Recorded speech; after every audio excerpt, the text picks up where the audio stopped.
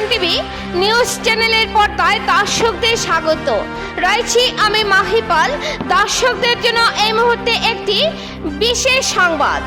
আসন্ন পঞ্চায়েত নির্বাচনের আগামী 2 মে অনুষ্ঠিতব্য পঞ্চায়েত নির্বাচনের অধিসূচনা জারি হওয়ার পর শুক্রবার মনোনয়নপত্র জমা দেওয়ার শেষ দিনে হাইলাকান্দি জেলা বিজেপির পক্ষ থেকে 5টি জেলা পরিষদের সদস্য পদের আসনে এবং 32টি আঞ্চলিক পঞ্চায়েত সদস্য পদের আসনে বিজেপির মনোনীত প্রার্থীরা তাদের মনোনয়নপত্র জমা দিয়েছেন। এখানে উল্লেখ্য যে এদিন ভারতীয় জনতা পার্টির মিত্রজোটের শরিক দল অসম গণ পরিষদের পক্ষ থেকেও 3টি জেলা পরিষদ সদস্য পদের আসনে এবং আঞ্চলিক পঞ্চায়েতের সদস্য পদের 30টি আসনে অগপ প্রার্থীরা তাদের মনোনয়নপত্র জমা দিয়েছেন। এই উপলক্ষে শুক্রবার হাইলাকান্দিতে আয়োজিত এক সাংবাদিক সম্মেলনে বিজেপির এসসি মোর্চার রাজ্যিক সভানেত্রী মন স্বর্ণকার জানান যে আগামী 2 মে অনুষ্ঠিতব্য পঞ্চায়েত নির্বাচনে বিজেপি এজিপি মিত্রজোটের প্রার্থীরা মোট 8টি জেলা পরিষদ এবং 62টি আঞ্চলিক পঞ্চায়েত সদস্য পদের আসনে তাদের প্রার্থীদের মনোনয়নপত্র জেলা আয়ুক্তের কার্যালয়ে জমা দিয়েছেন। তিনি জানান যে যেভাবে কেন্দ্রে নরেন্দ্র মোদীর নেতৃত্বাধীন এবং রাজ্যে ডক্টর হিমন্ত বিশ্ব শর্মার নেতৃত্বাধীন বিজেপি সরকারের আমলে উন্নয়নের জোয়ার বইছে, সেই বিষয়ে আম জনতা ভালোভাবে জ্ঞাত আছেন।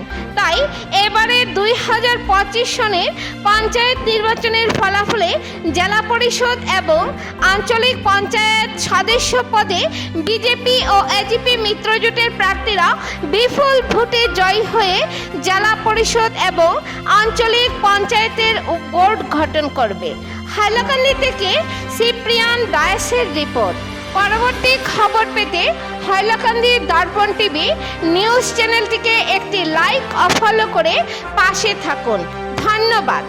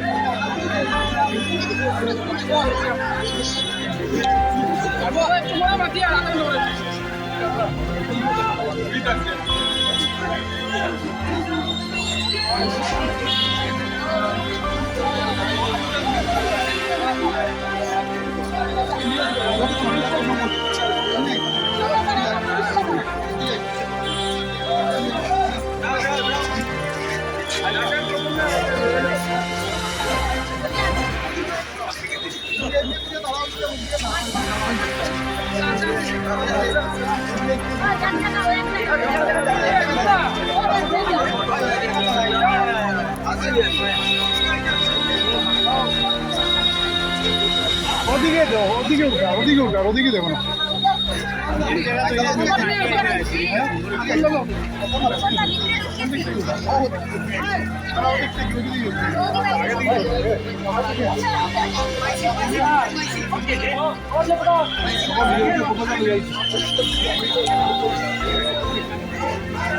যুক্ত হবে 8টা সিটে ভারতীয় জনতা পার্টি এবং মিত্রজোট এনডিএ নমিনেশন দাখিল করেছে জেলা পরিষদ হিসাবে এবং প্রত্যেকটা আঞ্চলিক পঞ্চায়েতে ভারতীয় জনতা পার্টি আর এনডিএ এজিপির সঙ্গে মিত্রজোট হয়ে 62টা সিটে আঞ্চলিক পঞ্চায়েতের ক্যান্ডিডেট দেওয়া হয়েছে।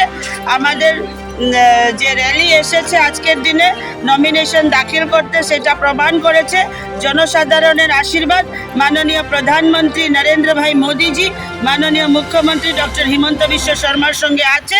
তাই আমরা দৃঢ় বিশ্বাসী। এখন একজন প্রার্থী আপনি দেখছেন, উনি নিজেই বলছেন উনি আনকন্টেস্ট বেরিয়ে আসবেন। এইভাবে অনেক প্রার্থী আমাদের আনকন্টেস্ট বেরিয়ে আসবে, সেটা আপনারা বিশ্বাস রাখেন। আপনার কার সঙ্গে সংঘর্ষ হতে পারে? কেউ সঙ্গে নয়, ম্যাক্সিমাম ক্যান্ডিডেট আনকন্টেস্ট জিতে আসবে, এটা আপনারা নিশ্চিন্ত থাকেন। ধন্যবাদ। মানে কোনো বিবাদ হয়েছিল নি না কিরকম? আমাদের মধ্যে যেমন আসন বাটাবাটা নিয়ে কোনো বিবাদ নেই। আমরা আঞ্চলিক পদে আমরা 34 জন কে প্রার্থী দিয়েছি এবং জেলা পরিষদে আমরা 5 জন প্রার্থী দিয়েছি। আমরা ভোট দখল করব। আচ্ছা, একটা কথা যে বিজেপি মিত্রজোট যে কতটুকু সিট পাবে, আপনি কি বলবেন? আমরা যেগুলো দিয়েছি সেইগুলো 100% আমরা পাবো এবং ভোট গঠন করবো। আচ্ছা, আঞ্চলিক পঞ্চায়েতের ক্ষেত্রে আপনি কতটুকু কি বলবেন? আঞ্চলিক আমরা 34টা দিয়েছি, বিশেষ করে আমরা ভারতীয় জনতা পার্টির দল, আমরা 34টাই পাবো। মুসলিম ভোট দেখা গেছে লোকসভা নির্বাচনে একটা ভালো অংশ ভোট মুসলিম ভোট বিজেপি পাইছে। পঞ্চায়েত নির্বাচনে কি মনে করেন?